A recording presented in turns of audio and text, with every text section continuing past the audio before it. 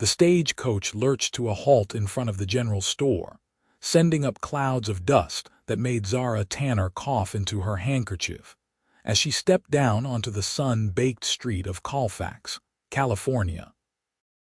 It was the summer of 1878, and she had traveled across an ocean and half a continent to reach this frontier town tucked into the foothills of the Sierra Nevada, following the faded directions her late uncle had left behind. The letter promising her inheritance of his boarding house had been written in broken German, translated by a friend before his death. But now, as she stood with her worn trunk at her feet, surrounded by curious stares and unintelligible English words, Zara realized she had made a terrible mistake. She clutched the paper with the address written in careful script, showing it to passers-by who pointed vaguely down the street before hurrying away from the foreign woman in her dark traveling dress. The August heat bore down mercilessly, so different from the cool forests of Bavaria where she had grown up. Her mother had died the previous winter, leaving Zara alone at 22 with no prospects and mounting debts. The letter from America had seemed like a miracle, a chance to start fresh where no one knew her as the poor seamstress's daughter. But standing here now, unable to communicate even the simplest need, unable to read the signs painted on storefronts, she felt the first tremors of real fear. "Broch Hilf," she whispered to herself, needing help but having no way to ask for it.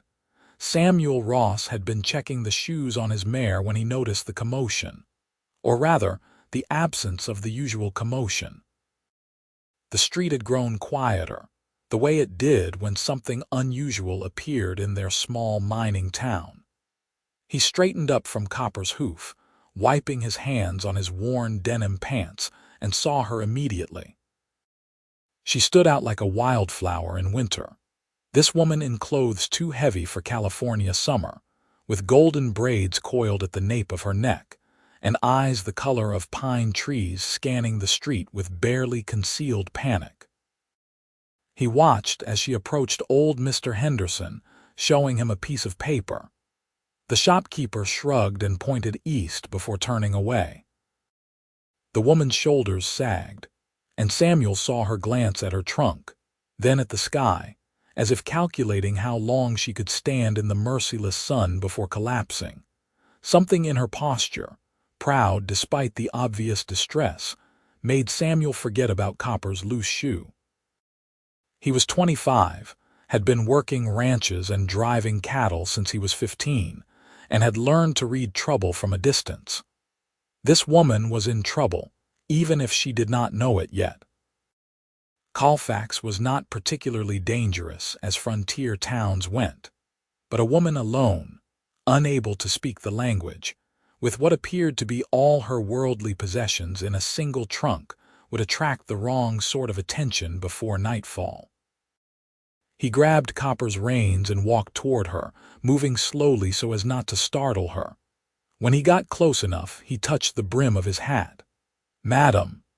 She turned those green eyes on him, and Samuel felt something shift in his chest. Up close, he could see the dust on her cheeks, the way her lips were chapped from the dry air, the intelligence and wariness in her expression. She said something in a language he had never heard, musical and strange, holding out the paper. Samuel took it carefully, noting how her hands trembled slightly. The address was for the old Tanner boarding house on the edge of town. He knew it, had ridden past it 100 times. It had been closed up for months since the owner died. He looked from the paper to her face, seeing the family resemblance now in the shape of her jaw, the high cheekbones. Old Tanner's niece, then. He had heard someone might come from the old country, but the talk had died down when months passed with no one arriving. "Tanner," he said, pointing to the paper, then gesturing toward the east end of town. Relief flooded her face. "Ja, Tanner," she pressed a hand to her chest. "Zara Tanner." "Samuel Ross," he replied, touching his hat again. He pointed to her trunk, then to Copper, trying to mime that he could help transport her belongings. She hesitated, clearly torn between accepting help from a stranger and the practical impossibility of carrying a trunk half a mile in this heat. Finally, she nodded. "Dank. Thank you." The English words were heavily accented but recognizable. Samuel lifted the trunk, surprised by its weight, and secured it behind Copper's saddle. He gestured for Zara to walk beside him, leading the horse slowly through town. People stared, and he saw Mrs. Chen whisper to Mrs. Murphy outside the laundry. News would spread fast. By tomorrow, everyone would know about the German woman who had come to claim the Tanner place. They walked in silence, or rather, without shared words. Zara exclaimed softly at various sights along the way: a painted storefront, the way the mountains rose purple and gold in the distance, children playing with a hoop in the street. Samuel found himself trying to see Colfax through her eyes. It was just a dusty mining town to him, a place where he picked up supplies between ranch jobs, but perhaps to someone from across the ocean, it looked wild and strange. The Tanner boarding house sat on a slight rise, a two-story structure that had seen better days but still had good bones. Samuel could see the windows needed washing, the porch needed sweeping, and there was probably a winter's worth of dust inside, but the roof looked sound and the structure was solid. Zara stopped when she saw it, one hand going to her mouth. She said something soft in German, and though Samuel did not understand the words, the tone was clear. Disappointment mixed with determination. She had traveled so far for this, and it was not what she had hoped, but it was what she had. He carried the trunk to the front door and set it down carefully. The door was locked, but Zara produced a key that had been included with the letter. It stuck in the lock, and Samuel gently took it from her, working it until the mechanism gave way. The door swung open on creaking hinges, revealing a dim interior that smelled of disuse. Samuel stepped back, knowing he should leave her to settle in, but something made him hesitate. The sun was already past its peak. She would need water, food, firewood if she intended to cook. The pump around back might need priming, and he doubted she would know how. He caught her eye and gestured to his mouth, then made a questioning gesture, trying to ask if she had food. Zara shook her head slowly. She had not thought that far ahead, he realized. Had probably expected to arrive and find some kind of established household, not an empty building. Samuel made a decision. He held up one finger, pointed down the street, then back, trying to indicate he would return. She looked uncertain but nodded. He swung up onto Copper and headed back toward town at a trot. 20 minutes later, he returned with a basket containing bread, cheese, apples, coffee, and dried beef from the general store. Mrs. Henderson had given him a knowing look and included a jar of her preserves without being asked. Saying something about Christian charity that Samuel suspected was more about curiosity. He also had a canteen of fresh water and a bundle of firewood strapped to Copper's saddle. Zara was sweeping the front porch when he arrived, raising even more dust.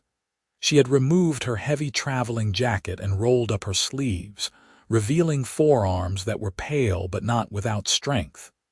When she saw him, surprise and gratitude warred on her face. "Dank," she said again, taking the basket with both hands. She peered inside and her eyes grew bright. For a terrible moment, Samuel thought she might cry and he would not have known what to do. But she blinked rapidly and instead gave him a smile that transformed her whole face. Samuel carried the wood around back, checking the pump while he was there. As he suspected, it needed priming. He worked at it until the water ran clear and cold, then filled the bucket sitting nearby. When he brought it around front, Zara was standing in the doorway holding a small leather purse, clearly intending to pay him. He shook his head firmly, holding up both hands.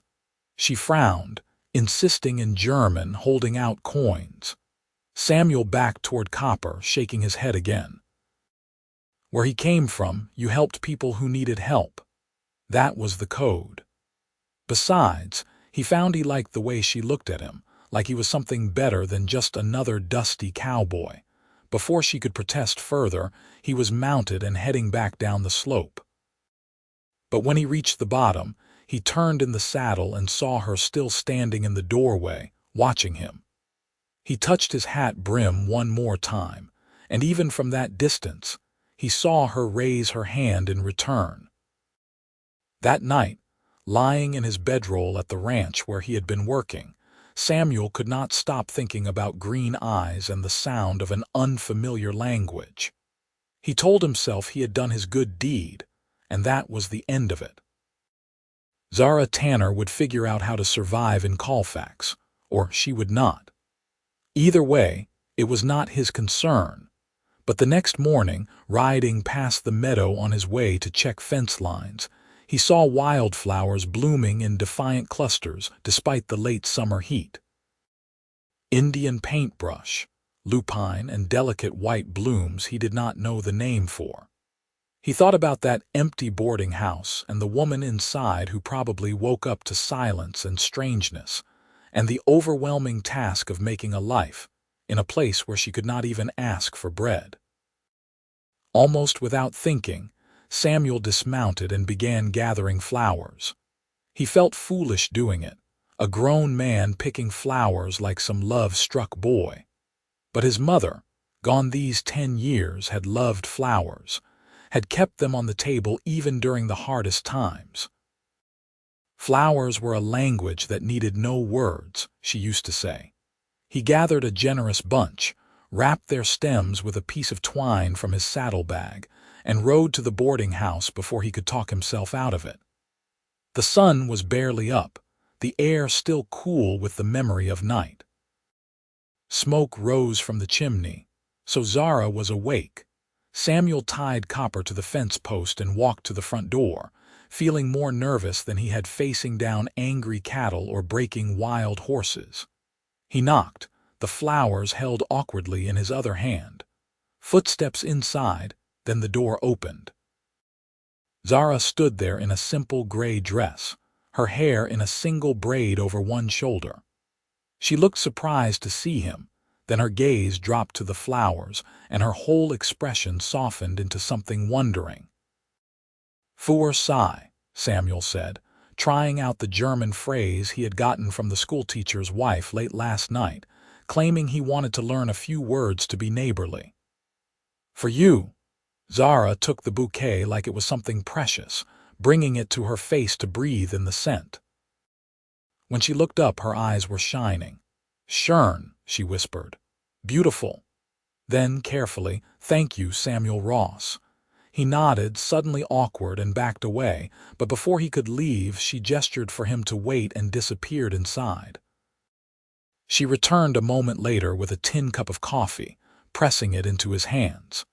It was not good coffee, bitter and weak, but he drank it anyway while she arranged the flowers in a mason jar filled with water, setting them on the porch railing where they caught the morning light. They stood there in companionable silence, Samuel drinking terrible coffee and Zara admiring the flowers, and somehow it felt like a conversation. When the cup was empty, he handed it back. Their fingers brushed, and Samuel felt that strange shift in his chest again, like something settling into place. Over the following days, Samuel found excuses to ride past the boarding house. He told himself he was just making sure the roof had not collapsed or that drifters had not bothered her, but the truth was harder to ignore. He brought more flowers each time, whatever was blooming in the meadows and hillsides. Desert marigold, wild rose, evening primrose. Zara always accepted them with that same soft wonder, always offered him coffee that gradually improved as she learned the temperamental stove. They began to communicate in gestures and simple words. Samuel learned Guten Morgen for good morning and Auf Wiedersehen for goodbye. Zara learned water, wood, and thank you, though her pronunciation made him smile. She would point at things and he would name them in English, and she would repeat the words carefully, storing them away. One morning, he arrived to find her struggling with a shutter that had come loose in the night wind. Samuel set down his offering of California poppies and wild lilac and went to examine the damage. The hinges were rusted through and would need replacing. He gestured that he would fix it, and though Zara looked hesitant about accepting more help, she eventually nodded. Samuel returned that afternoon with new hinges, a hammer, and nails. While he worked, Zara brought out lemonade and watched, occasionally handing him tools when he gestured. The shutter took an hour to repair properly, and by the time he was done, the sun was lowering and painting the mountains gold. Zara insisted he stay for supper, using a combination of gestures and halting English that he found impossibly charming.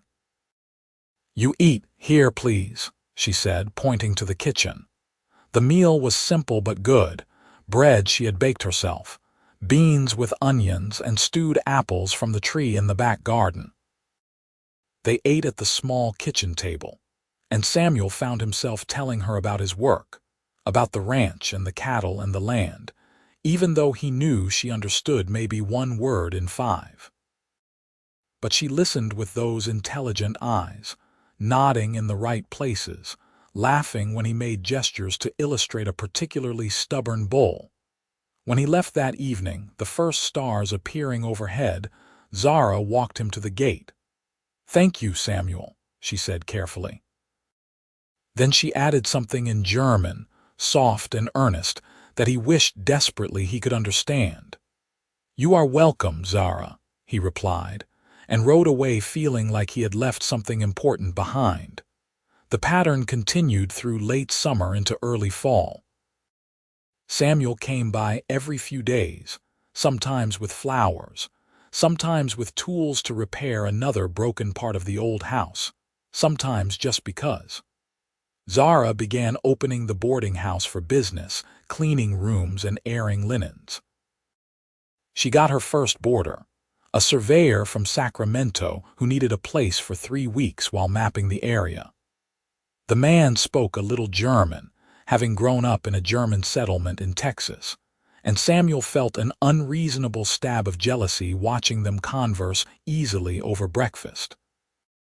But the surveyor left after his work was done, and it was Samuel that Zara smiled at when he appeared with an armful of purple asters and gold sunflowers from the high meadow. It was Samuel she gestured to join her on the porch in the evening coolness, where they would sit and try to talk, their conversations a patchwork of English, German, gestures, and increasingly comfortable silences. Samuel realized he was courting her, had been courting her since that first bundle of wildflowers, and the realization did not frighten him as much as it should have. He had never been much for romance, had never felt the pull toward any of the available women in Colfax or the surrounding ranches. But Zara was different. She was brave in a quiet way, making a life in a strange land without complaint. She was kind, always having a cup of water for travelers passing by, always willing to extend credit to boarders who were short on funds. And she was beautiful, though Samuel suspected she did not fully realize it, with her serious eyes and careful smiles and the way she tucked loose hair behind her ear when she was concentrating. The question was whether she felt anything for him beyond gratitude. He could not tell, separated as they were by language and custom. In his experience, women either made their interest known or they did not, but how could Zara make anything known when they could barely speak? The answer came in October, when the aspens turned gold on the mountainsides. Samuel arrived one afternoon with the last of the season's wildflowers, scraggly things that had survived the first frosts. Zara took them as always, but instead of simply thanking him, She disappeared into the house and returned with something wrapped in cloth. She held it out to him, suddenly shy. Samuel unwrapped it carefully and found a shirt, made from good sturdy fabric in a deep blue that would match his eyes. The stitching was fine and even, the work of someone who knew their craft. He looked up, stunned. "I make," Zara said in careful English, gesturing between the shirt and her sewing basket visible through the open door. "For you, thank you for all." She touched her heart. "You are good man, Samuel Ross." He held the shirt, this thing she had made with her own hands, and felt something swell in his chest that might have been love or might have been the beginning of it. "It is beautiful," he said. "You are talented, Zara."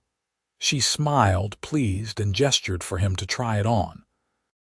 Samuel shrugged out of his worn work shirt, self-conscious suddenly about the scars on his back from years of hard labor, the rough condition of his skin. But Zara only watched as he pulled on the new shirt.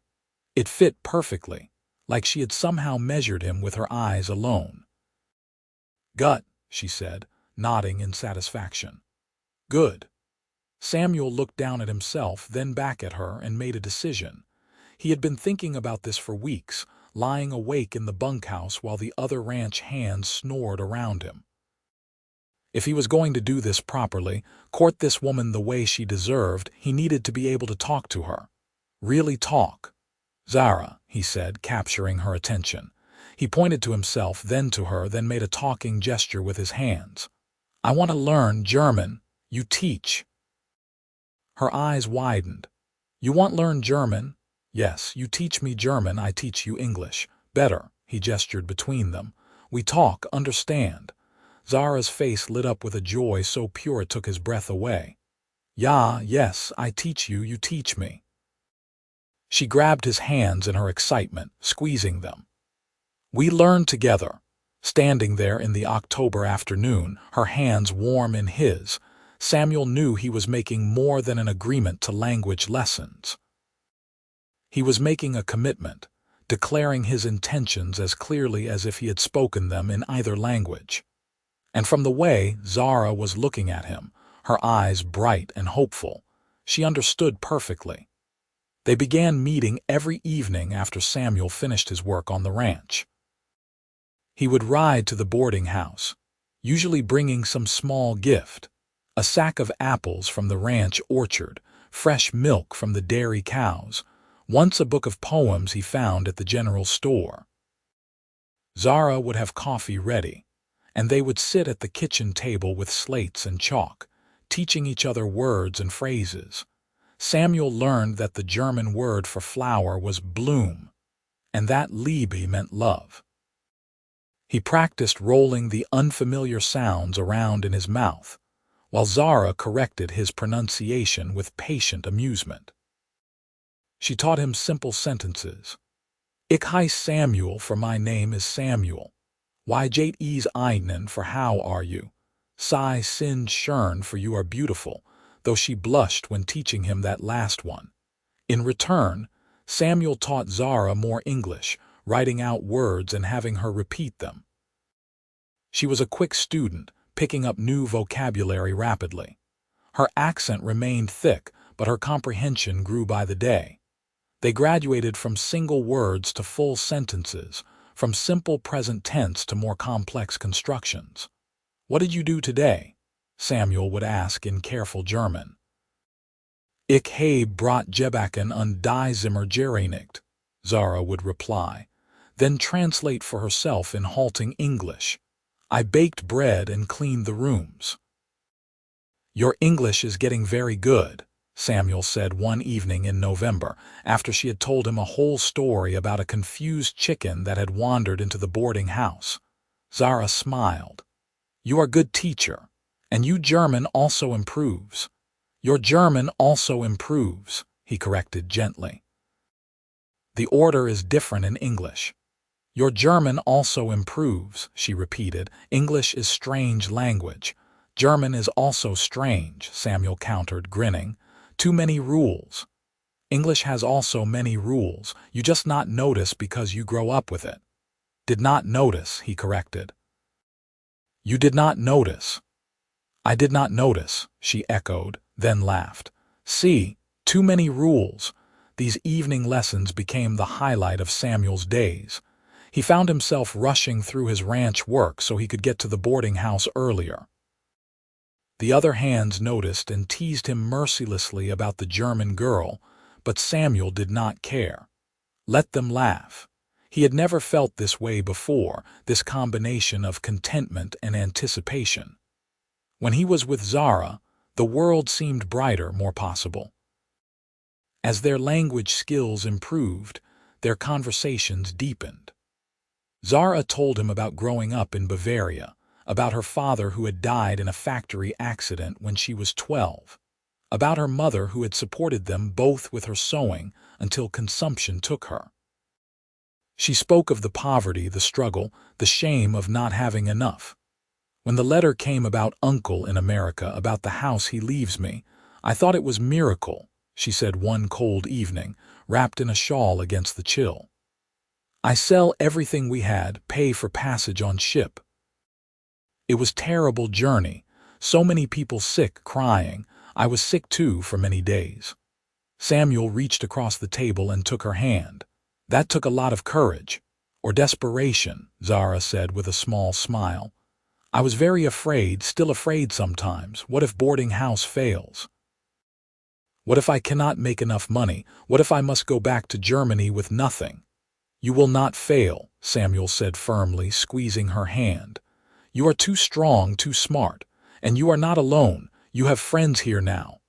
I have you, Zara said softly, meeting his eyes. Yes, Samuel agreed, his heart beating faster. You have me. In turn, Samuel told her about his own past, about growing up in Missouri, about his father who drank too much and his mother who tried to hold the family together until she could not anymore. About leaving at 15 to escape his father's fists, working his way west through odd jobs and cattle drives. About the loneliness of the trail, the harsh beauty of the frontier, the way he had learned to rely on himself because there was no one else. I never stayed anywhere long, he admitted. Never saw the point. One town was same as another, one ranch same as the next. I would work until I had enough money, then move on. Been doing that for 10 years now. And now, Zara asked, you still want to move on? Samuel looked at her, at the firelight dancing in her hair, at the steady way she held his gaze, and shook his head. No, now I think I found a reason to stay. The air between them seemed to thicken. Zara did not look away, and Samuel saw something in her expression that gave him hope, warmth and shyness and unmistakable affection.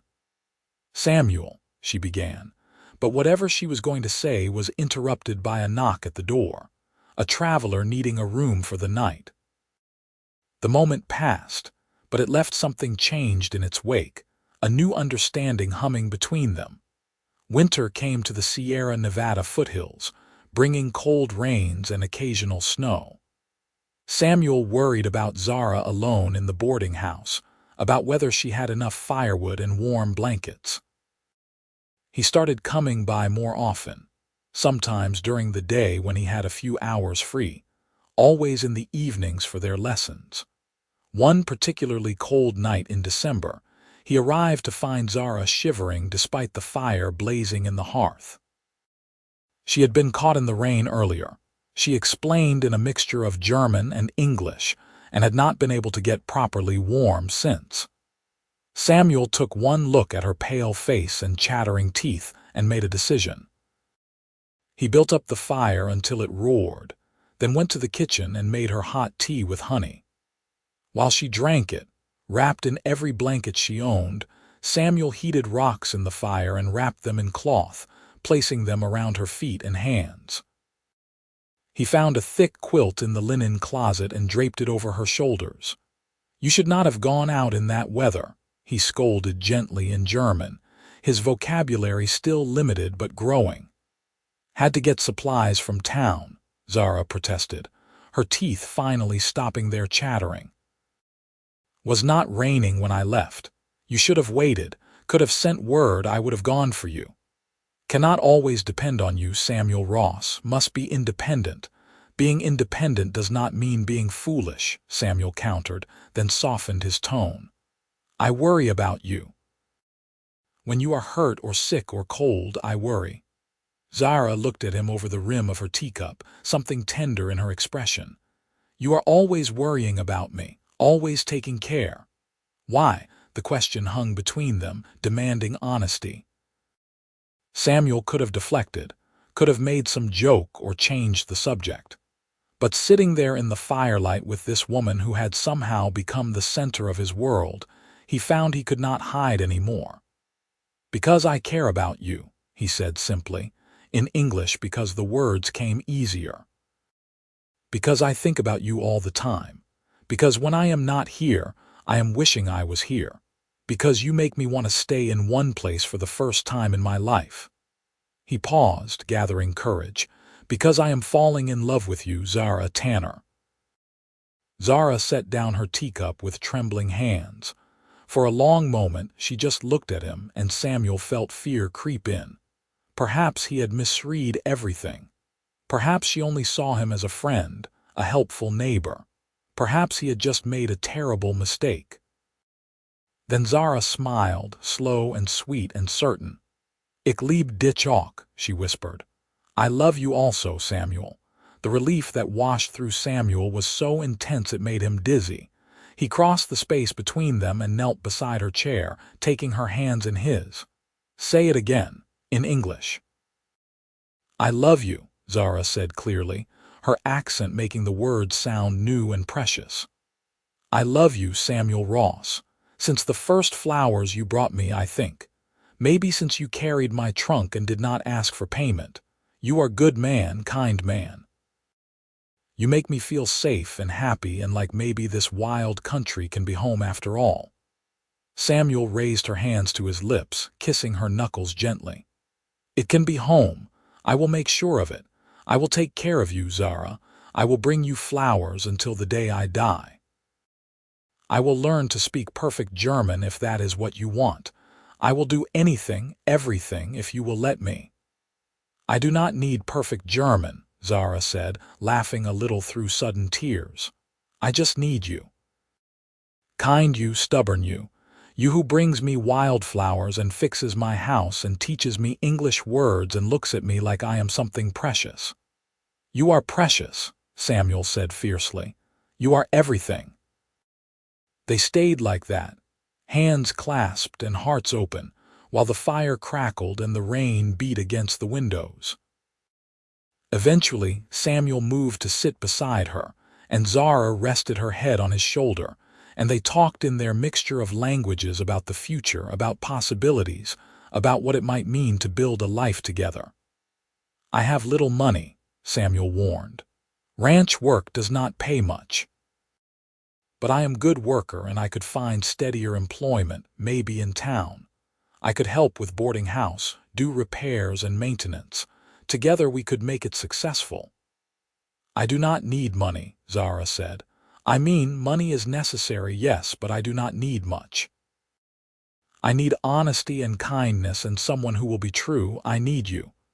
You have me, Samuel promised, for as long as you want me. Forever then, Zara said simply and kissed his cheek.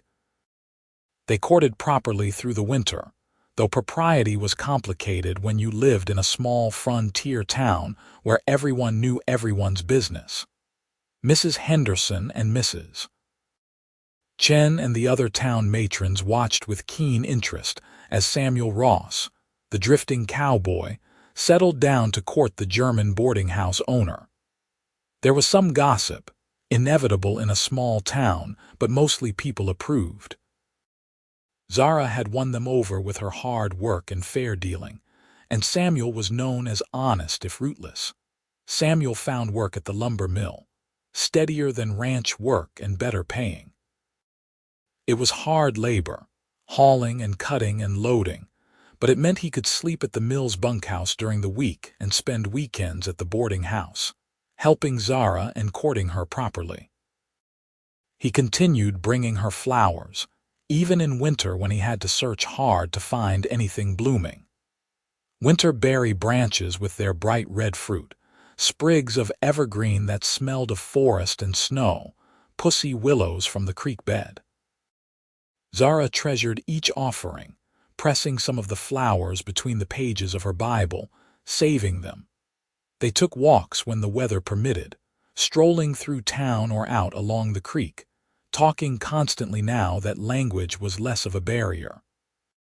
Samuel's German was still rough but comprehensible, and Zara's English improved daily. She started attending the small church in town, sitting with the other women and following along in an English Bible, asking Samuel to explain passages she did not understand. In February, Samuel asked her formally to marry him.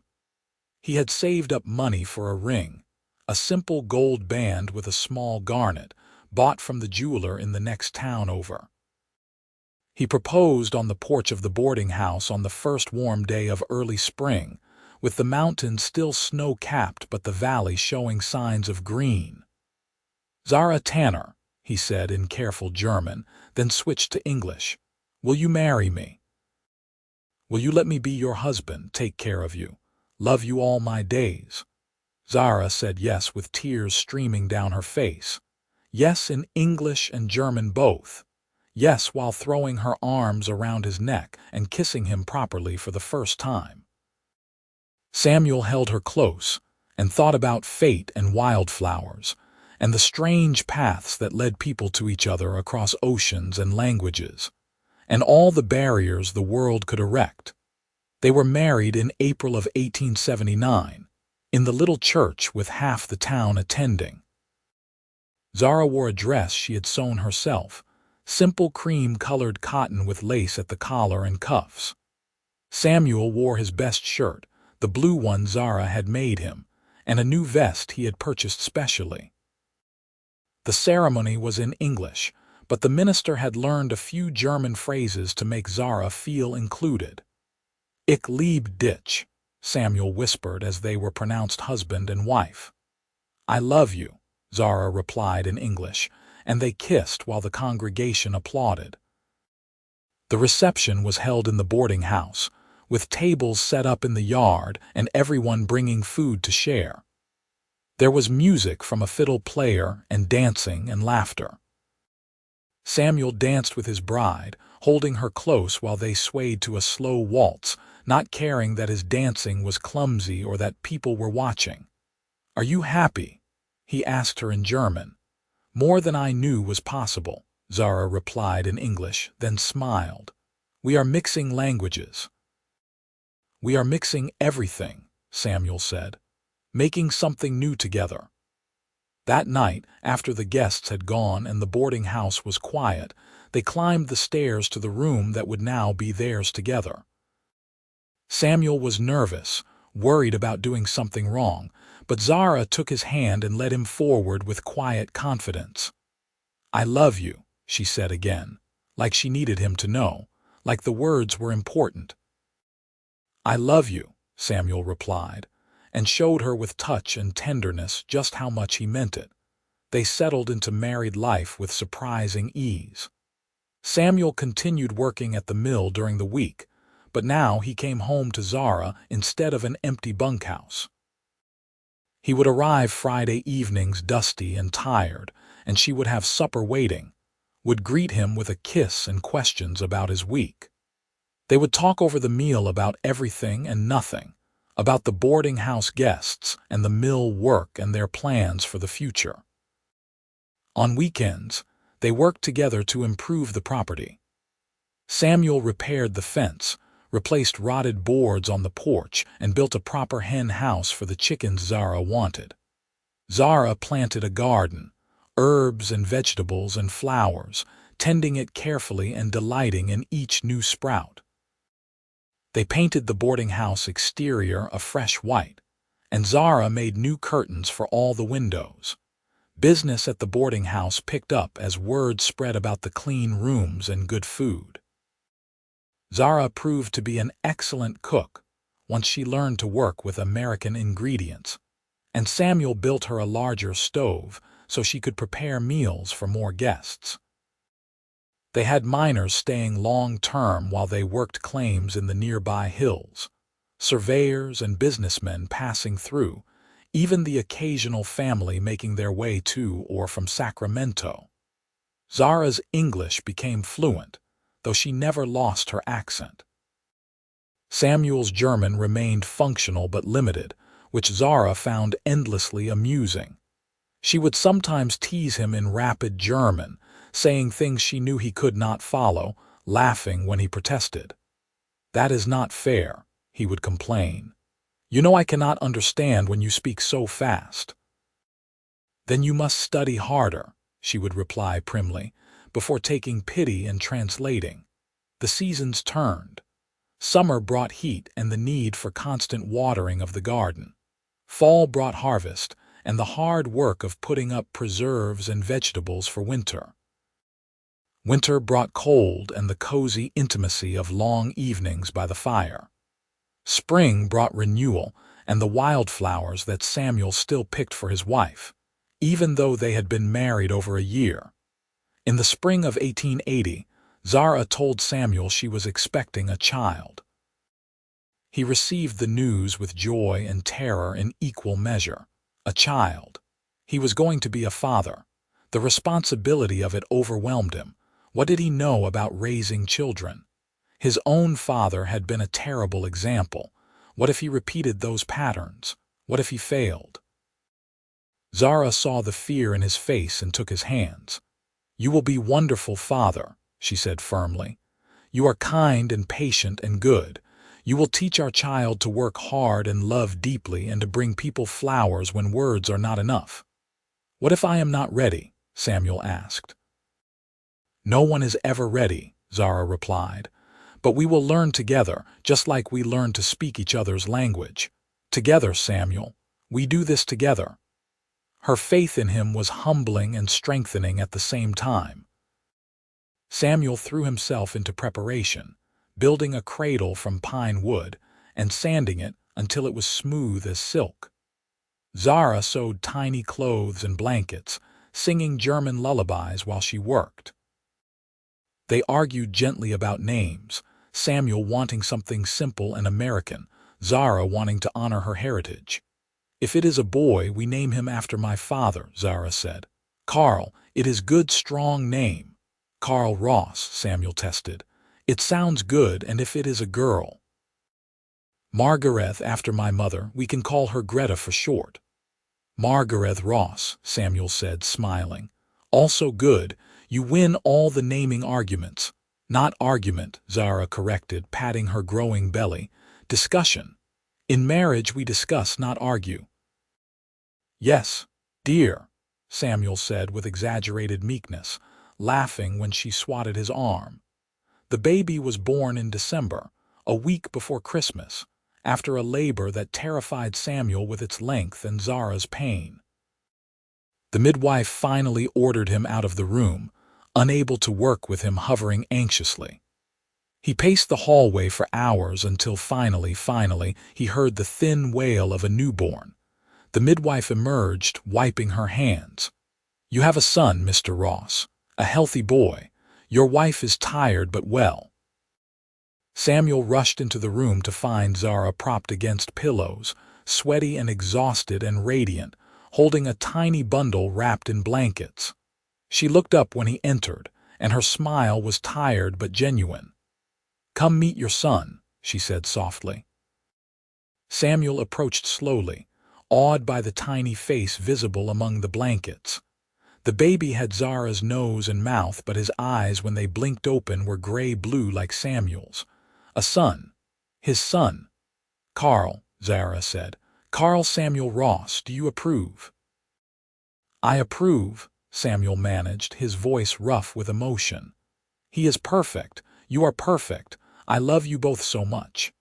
He sat carefully on the edge of the bed, and Zara shifted the baby into his arms. Samuel held his son with trembling hands, this small, warm weight that represented everything he had never known he wanted. A family, a home, a reason to be better than he had ever been before. "I will take care of you," he whispered to Carl, to Zara, to both of them. "I promise. I will work hard and keep you safe and love you always. You are my family now. You are everything." Zara rested her head on his shoulder, and they sat like that together, the three of them, while snow began to fall outside the window, soft and white and clean, covering the world in possibility. Fatherhood transformed Samuel in ways he had not anticipated. He found himself working even harder at the mill, driven by the need to provide for his family. But he also left work exactly on time, unwilling to miss a moment of Carl's development. He would rush home on Friday evenings and sweep his son into his arms, marveling at how much the baby had changed in just 5 days. Carl was a good baby, quick to smile and curious about everything. As he grew, he showed signs of having inherited both parents' best qualities. He had Zara's intelligence and quick learning, Samuel's easy-going nature and strong constitution. Samuel taught him to ride almost before he could walk, setting him on Copper's broad back and leading the horse in gentle circles while Carl shrieked with delight. Zara taught their son German alongside English, and Carl became effortlessly bilingual in the way only children can be, switching between languages without thought. Samuel would sometimes just listen to Zara and Carl conversing in rapid German, understanding maybe half but loving the sound of it, the way it connected his son to a heritage and history that was part of his identity. The boarding house continued to thrive. Zara had a gift for making people feel at home, and Samuel's carpentry skills meant the building was always in good repair. They reinvested their profits into improvements, adding more rooms, upgrading the kitchen, building a proper dining room where guests could take meals together. When Carl was 3, Zara told Samuel she was expecting again. This time, the news brought pure joy without the fear. They knew what to expect now, knew they could handle the sleepless nights and the constant demands. Samuel built a second cradle, and Zara sewed more tiny clothes, and they told Carl he was going to be a big brother. The second baby arrived in the summer of 1884, a daughter this time. They named her Margaret as planned, calling her Greta. She had Samuel's coloring, dark hair and blue eyes, but Zara's delicate features. Carl was initially skeptical about the small creature taking up so much of his mother's attention, but he warmed to his sister quickly, appointing himself her protector. Life fell into a rhythm, the kind of comfortable routine that Samuel had once thought would bore him. Work at the mill, weekends with family, helping with the boarding house, watching his children grow. But he found he was not bored at all. Each day brought small joys that accumulated into a life of deep satisfaction. He still brought Zara flowers, a habit he never broke. Sometimes they were wildflowers from the meadows, sometimes cultivated roses from the garden she had expanded over the years. She always accepted them with the same pleasure she had shown that first time, always kissed him in thanks, and always said she loved him. Their English and German had merged into a household language that was uniquely theirs, sentences that started in one language and ended in another, words borrowed and mixed, until sometimes even they were not sure which language they were speaking. The children navigated it effortlessly, and visitors to the boarding house often remarked on the musical quality of the Ross family conversations. In 1886, when Carl was 6 and Greta was 2, Samuel was offered a supervisory position at the mill. It meant more responsibility but also better pay and regular hours. He discussed it with Zara, and they decided together that he should accept. The financial security would allow them to save for the children's futures, maybe even expand the boarding house further. The work was challenging but satisfying. Samuel found he had a knack for managing men, and solving the logistical problems that came up daily at a lumber operation. He earned respect through fairness and hard work, never asking his crew to do anything he would not do himself. At home, life continued its steady progression. Carl started school, excelling in his studies and making friends easily. Greta proved to be a handful, curious and fearless, constantly getting into minor scrapes that required patience and gentle discipline. Zara managed the boarding house with increasing efficiency, hiring a local woman to help with the heavy cleaning so she could focus on the cooking and guest relations that were her strengths. Samuel built additions to the house as the family and business grew. A larger kitchen, a private parlor where they could retreat from the guests, a third bedroom for when the children got older and needed separate rooms. His carpentry improved with practice, and he took pride in each new project. The years were not without challenges. There was the winter of 1887, when illness swept through Colfax and both children fell sick with fever. Samuel and Zara took turns sitting up with them through long, frightening nights until the fevers finally broke. There was the year the mine operation slowed, and they lost several long-term boarders at once, forcing them to economize carefully until business picked up again. There was the time Carl broke his arm falling from a tree, and the time Greta wandered off, and they found her 3 hours later, calmly playing with a neighbor's dog. But through all of it, Samuel and Zara faced problems together, their partnership strong and their love deepening with each passing year. They had built something real and lasting, a family and a business and a place in the community. Zara served on the Church Ladies' Auxiliary and helped new immigrants settle into town, particularly those from German-speaking regions who struggled with the language. Samuel joined the volunteer fire brigade and helped coach the youth baseball team. In 1890, they celebrated their 11th wedding anniversary with a party at the boarding house. Friends and family filled the rooms, and someone produced a fiddle, and there was dancing just like at their wedding. Samuel pulled Zara into his arms for a waltz, and they moved together with the ease of long familiarity. "Do you ever regret it?" Samuel asked her quietly as they danced. "Leaving Germany, coming here, all of it." Zara looked up at him, her face older now but still beautiful, still the face he loved. "Not for one moment," she said firmly. That scared girl who stepped off the stage coach, she could not imagine this. This life, these children, it is more than I ever dreamed possible. "I was lost before you," Samuel admitted. "Just drifting from place to place with no purpose. You gave me a reason to stay, to build something, to be better than I was." "We made each other better," Zara corrected. "That is what love does, I think.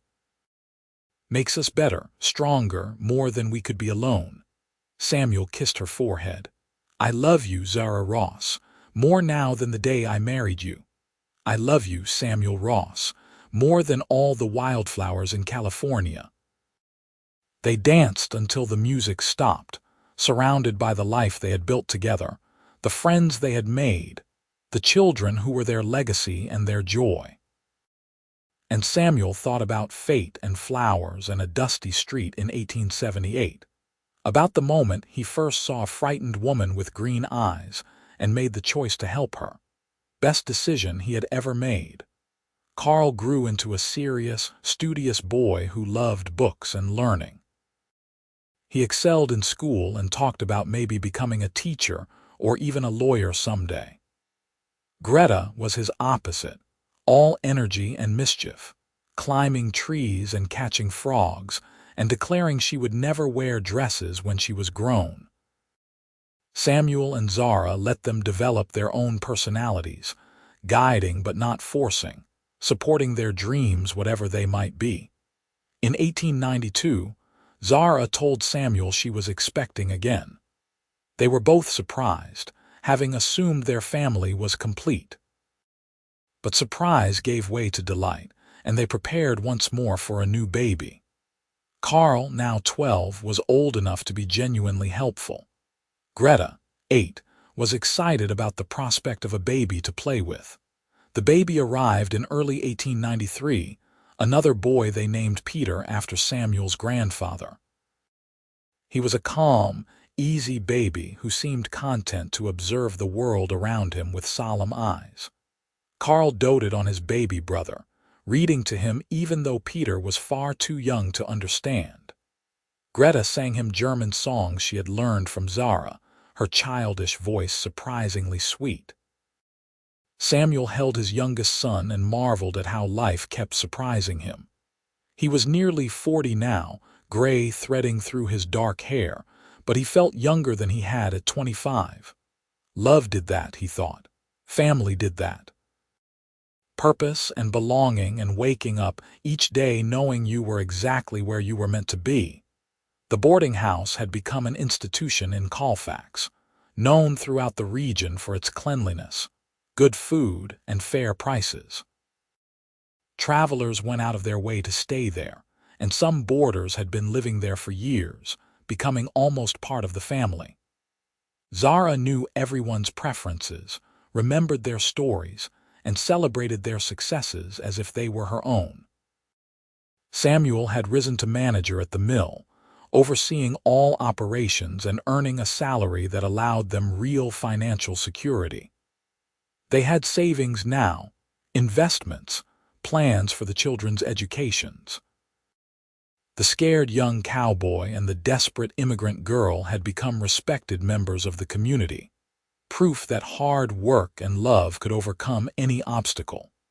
In 1895, they bought the property adjacent to the boarding house and built a separate residence for the family.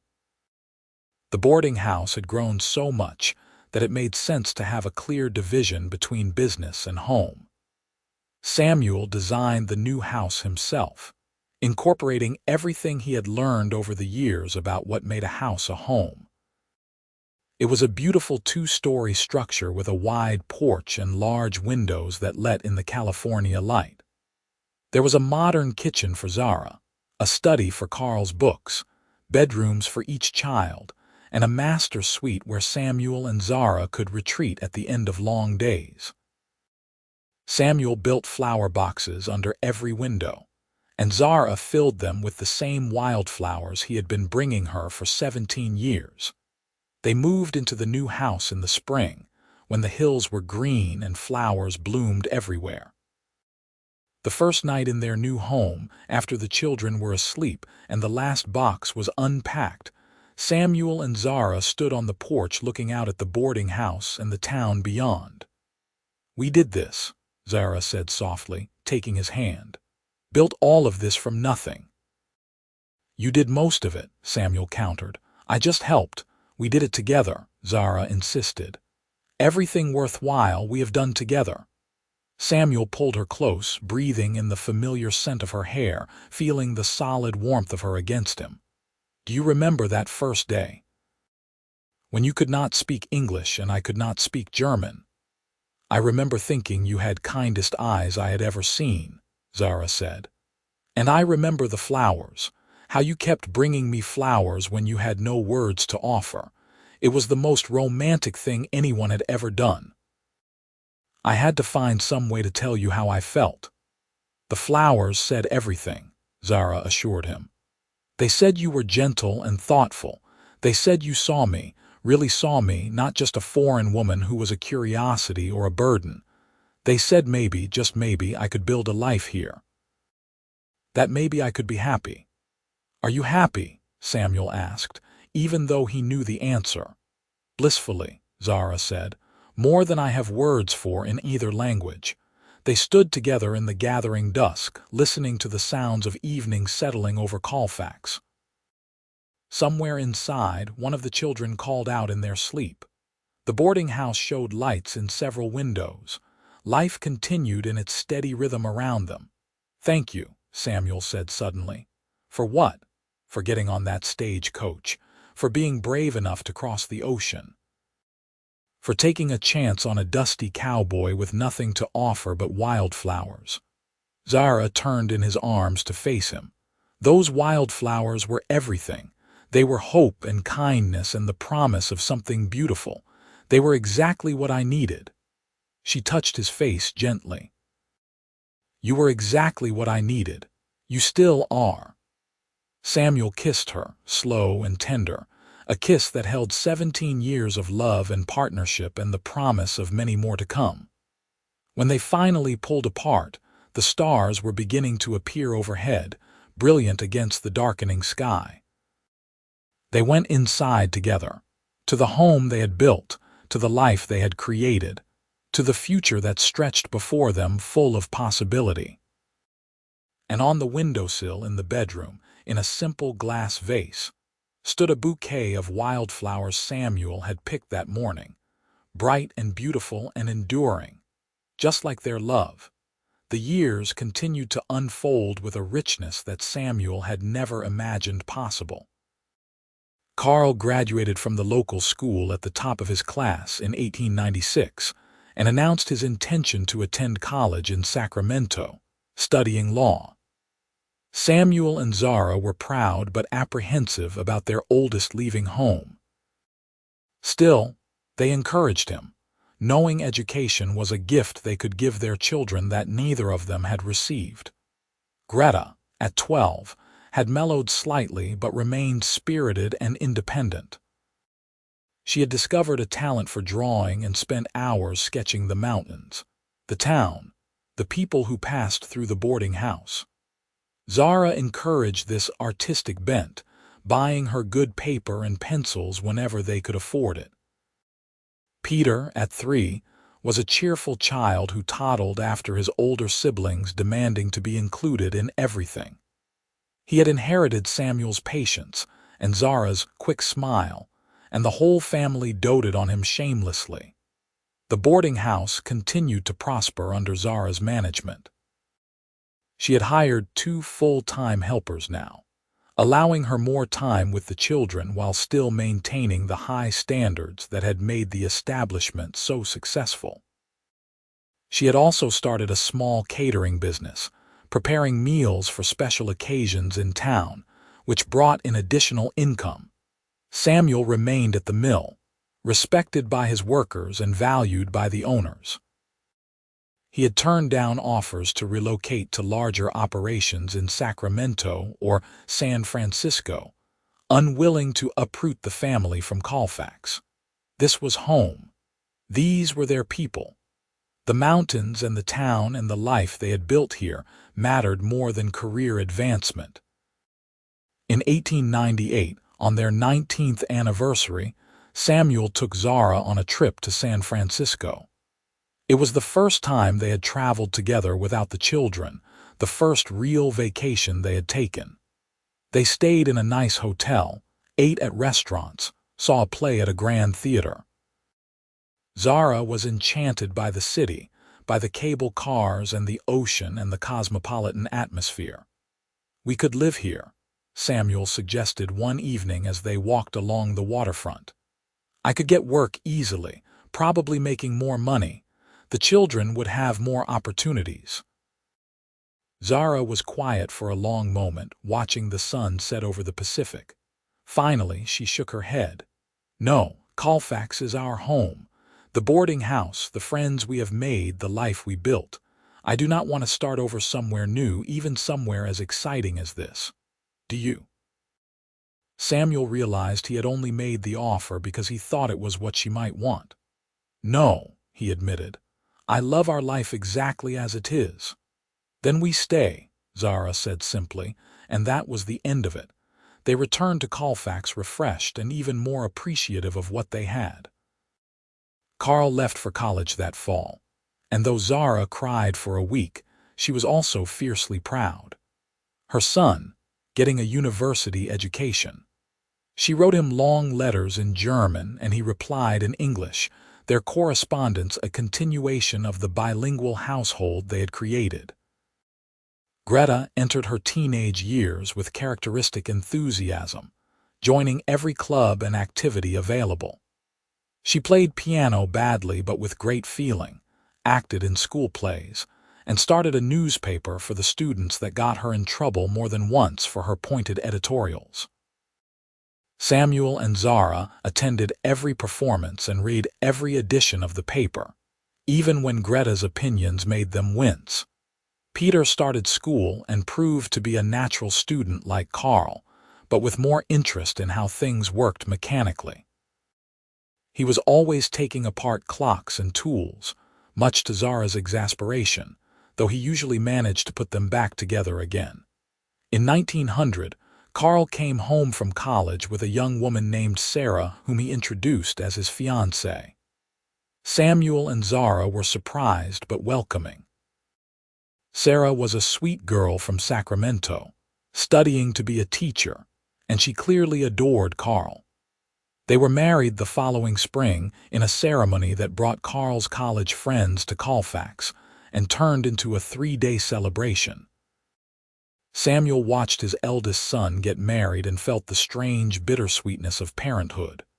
Pride in the man Carl had become, joy at his happiness, but also a sense of time passing too quickly. Where had the years gone? How was his baby boy now a husband? "They grow up," Zara whispered, reading his thoughts as she so often did. "It is what we want for them, yes, to grow and love and build their own lives." "Yes," Samuel agreed, taking her hand, "but it still hurts a little." "It hurts a lot," Zara admitted, "but it is good hurt, proud hurt." Carl and Sarah settled in Sacramento, where Carl began working at a law firm. They visited Colfax often, and Sarah fit seamlessly into the family. In 1902, they had a daughter, making Samuel and Zara grandparents for the first time. They traveled to Sacramento to meet little Emma, and Samuel held his granddaughter with the same awe he had felt holding his own children. "We are old now," he joked to Zara. "Speak for yourself," she retorted. "I am still young and beautiful." "You are," Samuel agreed seriously. "You absolutely are." And she was, he thought. Gray threaded through her blonde hair now, and there were lines around her eyes and mouth, but she was still the most beautiful woman he had ever seen. Still the one who made his heart beat faster when she smiled at him.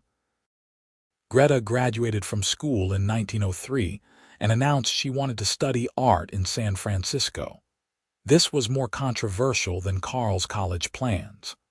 Art school for a woman. What kind of career could that lead to? But Greta was determined, and eventually Samuel and Zara gave their blessing.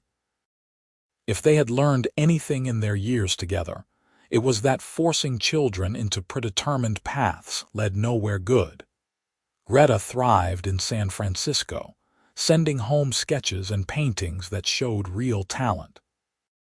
She also sent letters full of excitement about exhibitions and classes, and the vibrant artistic community she had discovered.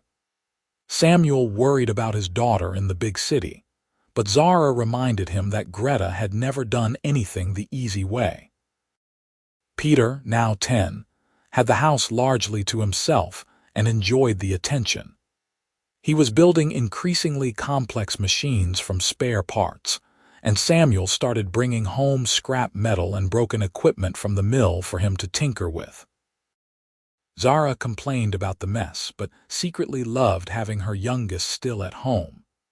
The boarding house celebrated its 25th anniversary in 1904 with a party that drew people from all over the region. Former boarders came back to celebrate, bringing stories about how Zara's hospitality had helped them through difficult times. Current boarders toasted her generosity and kindness. The town mayor gave a speech about what the Ross family had contributed to Colfax. Samuel stood beside his wife and felt overwhelmed by gratitude. 25 years ago, he had been a rootless cowboy with no plans beyond the next job. Now he had this, a legacy of family and community and love that would outlast him. "You did this," he told Zara that night. "You built all of this." "We built it together," she insisted, as she always did. "Your flowers and my boarding house and our love, all of it together.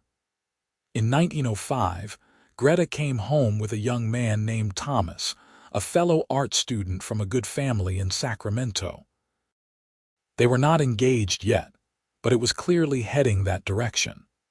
Thomas was polite and intelligent, and he looked at Greta the way Samuel looked at Zara, like she was the most fascinating person in the world. Samuel gave his blessing when Thomas formally asked for permission to marry Greta. The wedding took place in 1906, a small ceremony since Thomas's family was not particularly wealthy and preferred simplicity.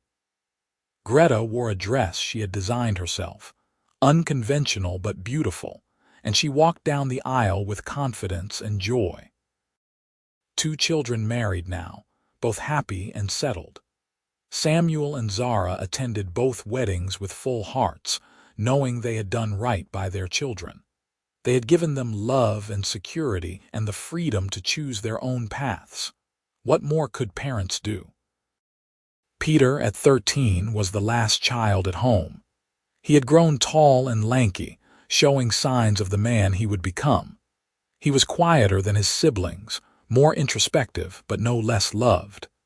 Samuel taught him carpentry and millwork, and Peter soaked up the knowledge eagerly. Zara taught him cooking and household management, insisting that a man should be self-sufficient. "You are raising him well," Samuel told Zara one evening as they watched Peter repair a broken chair with careful precision. "We are raising him well," Zara corrected. "Always together, Samuel. Everything we do together." In 1908, they celebrated their 29th anniversary quietly, just the 2 of them since Peter was visiting Carl in Sacramento. They had dinner at the house, Samuel having cooked Zara's favorite meal as a surprise. After dinner, they sat on the porch as they had done countless times over the years, watching the sun set behind the mountains. "You ever think about that first day?" Samuel asked. "When you arrived and I helped you with your trunk?" "I think about it often," Zara admitted. "I was so scared, so alone. And then there you were, this kind cowboy with gentle eyes helping me without expecting anything in return." "I expected something," Samuel said quietly. "What? A chance. A reason to stay in one place, a purpose beyond just surviving." He took her hand. "I did not know it then, but I was waiting for you. All those years of wandering, I was just waiting for you to step off that stagecoach." Zara leaned her head on his shoulder. "And I was looking for home. I thought it was the boarding house, the property Uncle left me, but it was not a place. It was you. You are my home, Samuel Ross. You have been since the first Wildflowers." They sat in comfortable silence as the stars emerged, the same stars that had watched over them for 29 years, the same mountains that had seen them court and marry and build a life, the same sky that stretched over everything they had created together. "Next year is 30 years, Samuel said. "We should do something special." "We could take another trip," Zara suggested. "Maybe to Yosemite. I have always wanted to see the valley." "Then we will go," Samuel promised. "Anywhere you want, everything you want. I will give you the world if I can." "I have the world," Zara said simply. "I have you and our children and our grandchildren and this life. What more could I possibly want?" "More flowers," Samuel suggested, grinning. Zara laughed. "Always more flowers." "You have spoiled me for nearly 30 years. You cannot stop now." "Never," Samuel vowed. "I will bring you flowers until my last breath." They celebrated their 30th anniversary in 1909 with a trip to Yosemite as planned. Peter, now 16, stayed behind to manage the boarding house with the help of the staff. He took his responsibility seriously, writing them daily letters about the operations and any issues that arose. Zara was enchanted by Yosemite, by the towering granite cliffs and the waterfalls and the giant sequoias. They hiked through the valley, camped under the stars, and spent days just absorbing the grandeur of the landscape. Samuel photographed Zara against Half Dome, beside Mirror Lake, among the wildflowers that bloomed in the meadows. She looked happy and young, her face alight with wonder. On their last night in the valley, they spread blankets near their campsite and lay watching the stars. The Milky Way stretched overhead in a brilliant band, and Zara identified constellations in German, teaching Samuel their names. 30 years, she said wonderingly. When I married you, I could not imagine 30 years of anything. Could not imagine growing old with someone, building a life that lasted. But here we are, Samuel echoed. And I love you more now than I did at 25. You are my best friend, my partner, my everything. And you are mine, Zara said. My cowboy who courted me with wildflowers.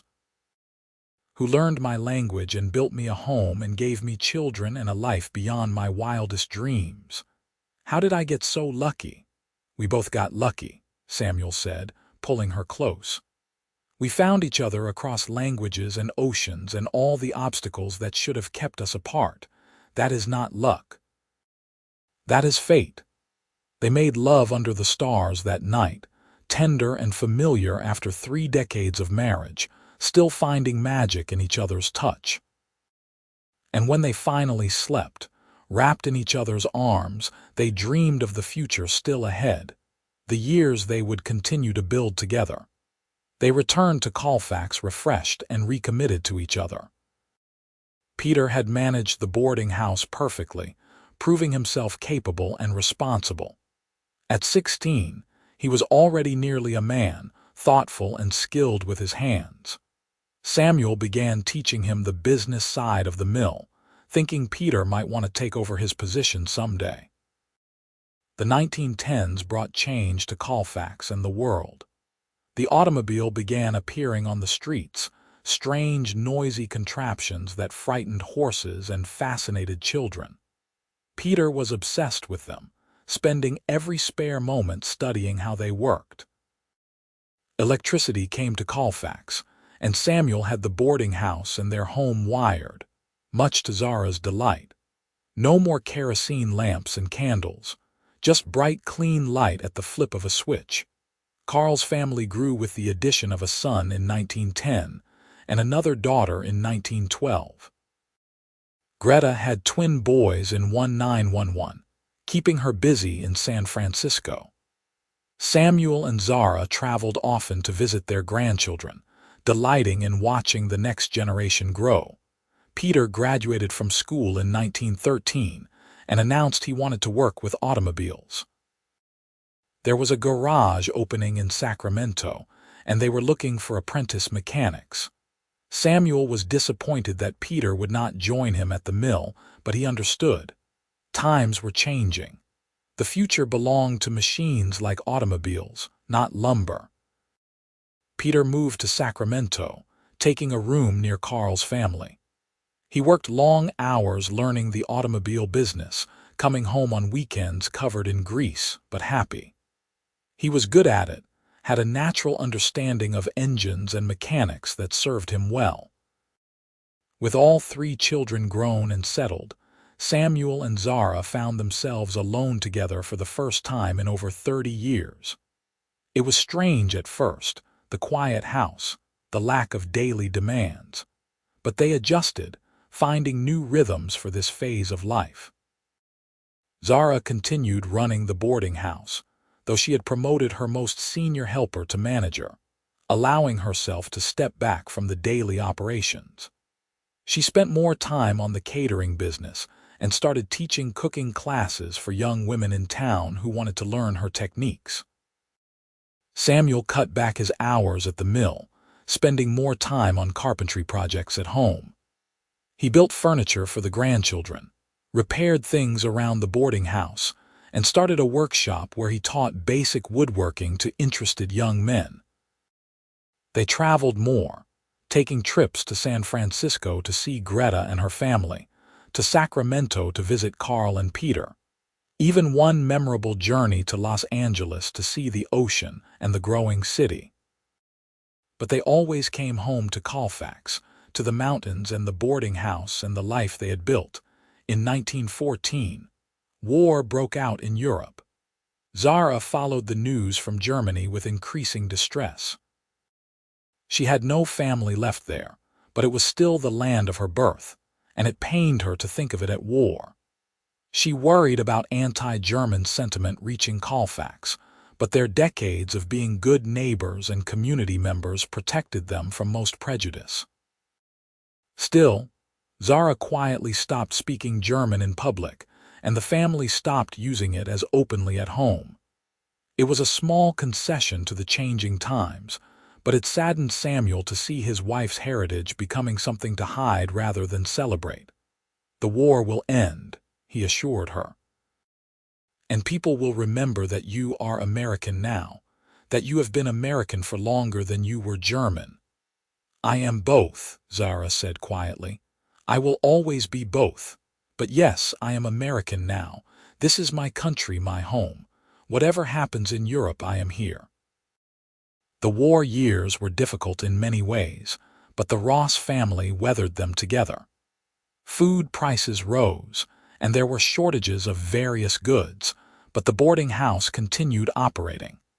Samuel's work at the mill remained steady as lumber was needed for the war effort. The grandchildren grew despite the hardships, healthy and happy. In 1918, the war finally ended. That same year, Zara fell ill with the influenza that was sweeping the world. For 2 terrifying weeks, Samuel watched her fight for her life, helpless to do anything but sit by her bedside and pray. The children came home, all 3 of them with their families, gathering to support their father and say goodbye if the worst happened. But Zara was stubborn and strong. She pulled through when so many others did not, emerging weak and thin but alive. Samuel wept with relief when she finally sat up and asked for food in a raspy voice. He had faced the prospect of losing her and found it unbearable. "You are not allowed to leave me," he told her fiercely as she recovered. "We have a deal, remember, until the last breath." "And I am not ready for last breaths yet." "Neither am I," Zara assured him, her voice still weak but determined. "We have grandchildren to spoil and anniversaries to celebrate and flowers to receive. I am not going anywhere." She recovered slowly, but she did recover.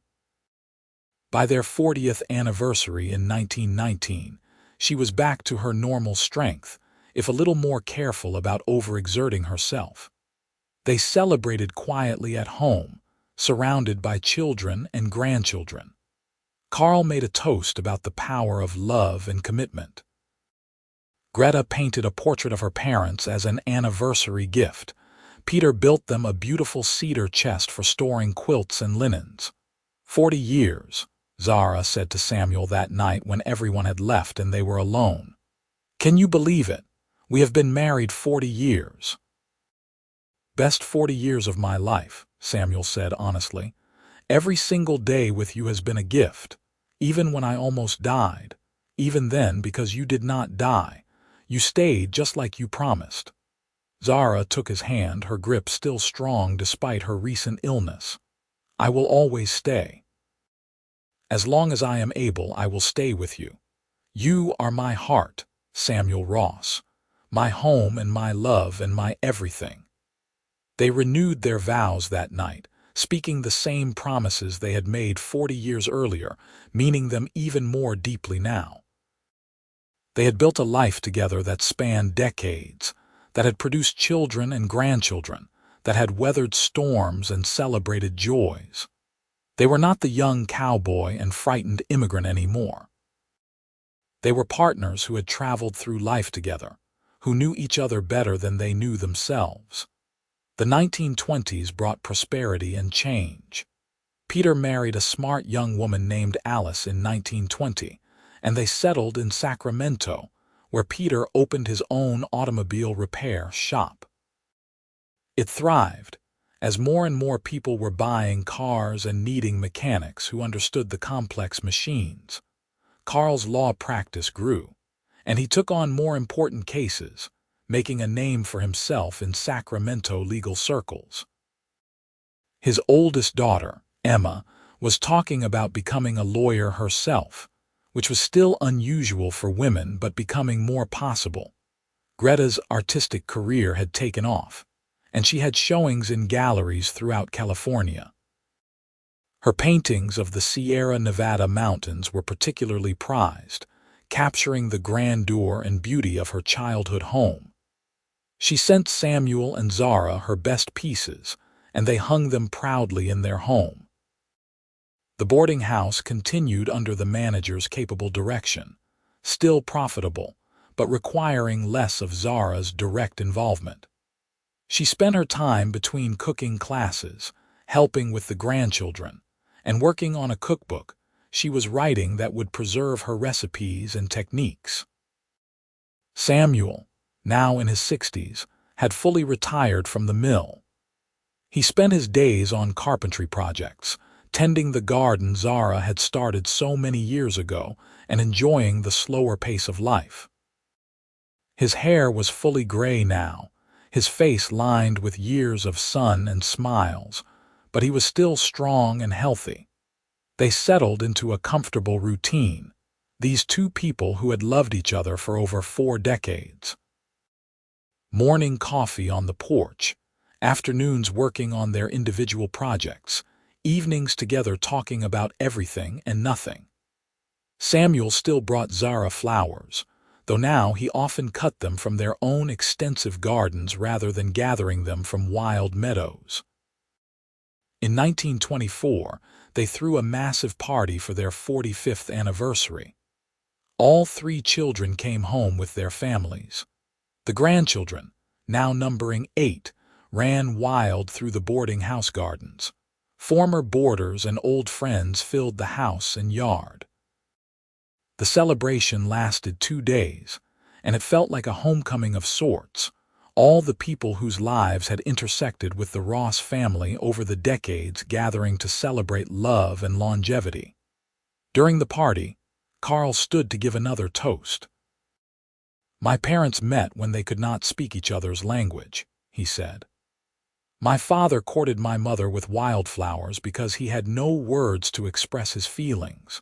From that beginning, built on gestures and flowers and love that needed no translation, they created this." He gestured around at the assembled crowd, the thriving business, the family. "They created a legacy. They showed us all what commitment means, what partnership looks like, what love can build when given time and care." Everyone raised their glasses, and Samuel looked at Zara to find her crying happy tears. He pulled her close, kissing the top of her head, thinking about that dusty cowboy and that scared immigrant woman and how impossible this future would have seemed to them. But they had done it. Step by step, day by day, flower by flower, they had built a life worth celebrating. The late 1920s were golden years for Samuel and Zara. Their children were settled and successful. Their grandchildren were thriving. The boarding house continued to operate profitably. They had financial security and good health in each other. What more could anyone ask for? They took up new hobbies together. Zara taught Samuel to cook properly, and he discovered he enjoyed it. Samuel taught Zara woodworking, and she made small furniture for doll houses that she gave to the granddaughters. They took long walks through Colfax and the surrounding countryside, retracing paths they had walked as young lovers, seeing how the town had grown and changed. In 1928, on a warm summer day, they hiked out to the meadow where Samuel had first gathered wildflowers for Zara nearly 50 years earlier. The meadow was still there, still blooming with the same riot of color despite all the changes in the world around it. They spread a blanket and had a picnic, enjoying the sunshine and the flowers and the memories. "I was 22 when I came here," Zara said, looking out over the meadow. "So young, so scared. I thought the boarding house was going to save me, give me security and purpose. I had no idea." "No idea about what?" that the real gift was not the property. It was you. You were what saved me, Samuel Ross. Your kindness and your flowers and your steadfast love. You showed me what home really meant. Samuel took her hand, noting the age spots and the slight tremble, loving her hands as much as he had when they were smooth and young. You saved me too, gave me a reason to stay in one place, to build something lasting. Before you, I was just drifting. After you, I had purpose. We saved each other, Zara said, smiling. And we built something beautiful together. They sat in the meadow until the sun began to lower, surrounded by wildflowers and memories and the deep contentment of a life well lived. Then they packed up their picnic and walked home slowly, hand in hand, to the house that held their history and their love. As they reached their front porch, Samuel stopped and picked a single wildflower that had seeded itself in the garden, a perfect blue lupine. He presented it to Zara with the same courtly gesture he had used 50 years earlier. "For you," he said in German, the words still accented but earnest. "Thank you," Zara replied in English, taking the flower with the same wondering delight she had shown at 19. "I love you, Samuel Ross." "I love you, Zara Ross. Today, tomorrow, and all the days after." They went inside together as the sun set behind the mountains, painting the sky in golds and purples and the soft pink of wild roses. The house welcomed them, full of photographs and memories and the evidence of their decades together. And on the kitchen table, Zara placed the lupine in a small vase, where it stood as a symbol of everything they had built from a simple beginning: a cowboy and his wildflowers, an immigrant and her courage, a love that needed no translation because it spoke in the universal language of the heart.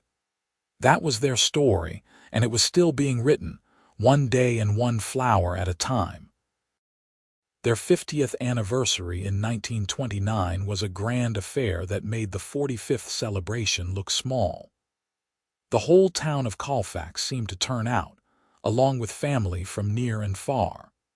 The mayor declared it Samuel and Zara Ross Day, honoring their contributions to the community over 5 decades. There was a parade, a ceremony at the church, and a massive reception at the boarding house that spilled out into the streets. Samuel and Zara stood together through it all, overwhelmed by the outpouring of love and respect. They had not realized how many lives they had touched, how many people considered them friends or mentors or examples of what a good life looked like.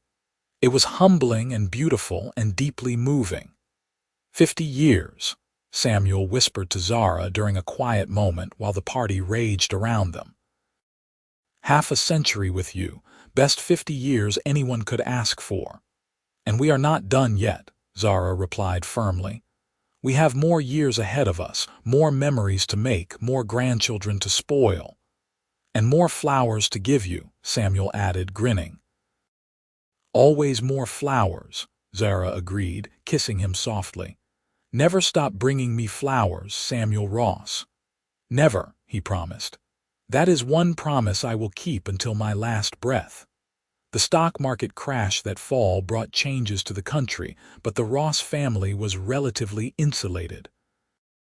They had never invested heavily in stocks, preferring the security of property and savings. The boarding house business slowed as people had less money to travel, but their long-term boarders remained, and Zara's reputation kept rooms filled with people who needed affordable, clean lodging. Samuel and Zara helped where they could as the depression deepened. They extended credit at the boarding house, never turning away someone who was genuinely in need. They hired local people for odd jobs even when the work could have waited. They shared their garden produce and Zara's cooking with neighbors who were struggling. It was what you did in hard times, they believed. You helped each other through. The 1930s were challenging years for many, but Samuel and Zara faced them with the same partnership that had carried them through previous difficulties. They economized where necessary, but never lost their essential generosity. They supported their children through the hard times, helping Carl when his law practice slowed, buying paintings from Greta when galleries were not selling, and sending customers to Peter's garage. Through it all, they had each other. That remained constant even as everything else shifted and changed. Morning coffee together, evening walks, the garden they tended jointly, the grandchildren they spoiled, the quiet contentment of two people who had spent decades learning each other's rhythms and needs. In 1935, they celebrated their 56th anniversary simply, just family gathering for a meal. Zara was 79 now, Samuel 78, both showing their age but still vital and engaged with life. They sat at the head of the table, surrounded by children and grandchildren, and Samuel raised his glass. "To my wife," he said, his voice still strong despite his years. "Who took a chance on a cowboy with nothing but wildflowers to offer, who built a life with me that exceeded every dream, who has been my partner and my love for 56 years. Zara, you are everything." "To my husband," Zara replied, her accent still present after nearly 60 years in America. "Who showed me what kindness looks like, who taught me that home is not a place but a person, who has brought me flowers for 57 years and never once failed to make me feel loved. Samuel, you are my heart." They touched glasses while their family applauded, and in that moment, surrounded by the legacy of their love, they were completely content. This was success, they knew. Not money or status or fame, but this. Family and love and years of partnership that had created something lasting and good. Samuel still brought Zara flowers, though he moved slower now gathering them, and his hands shook slightly as he arranged them. Zara still accepted them with joy, though her eyes were dimmer, and she had to peer closely to see the details of each bloom. But the ritual remained important, a thread of continuity connecting them to that young cowboy and that frightened immigrant woman who had found each other in a dusty California town so long ago. They knew their time was growing shorter. Age and mortality were realities they could not ignore. But they faced the future with the same courage and partnership that had always defined them. Together. Everything they did together. That was their way. That was their love. And so they continued, day by day, season by season, flower by flower, writing the final chapters of a love story that had begun with wildflowers and a language barrier, and the courage to reach across differences towards something beautiful. Their story was one of ordinary people creating an extraordinary life through simple acts of love and kindness, repeated over decades, until they became a legacy. As 1939 approached, marking their 60th anniversary, Samuel and Zara Ross looked back on 6 decades of marriage with satisfaction and forward to whatever time remained with hope. They had loved well. They had built well. They had lived well. And they would continue to do so, together, until the end, whatever and whenever that end might come. Their love had needed no translation from the beginning. Flowers had spoken when words could not. And that language of flowers, of small kindnesses, of daily choices to love and cherish and support, had proven more powerful than any barrier of language or culture or circumstance. It was a lesson they had lived and taught and embodied, a gift they left to their children and grandchildren and everyone who had witnessed their journey, the cowboy and the immigrant, the wildflowers and the boarding house. 59 years of marriage and counting, every year adding depth and richness to a love that had started so simply but grown into something profound. That was their story, and it was beautiful from beginning to whatever end awaited them. A testament to the power of love to overcome any obstacle and build something lasting from the smallest of beginnings.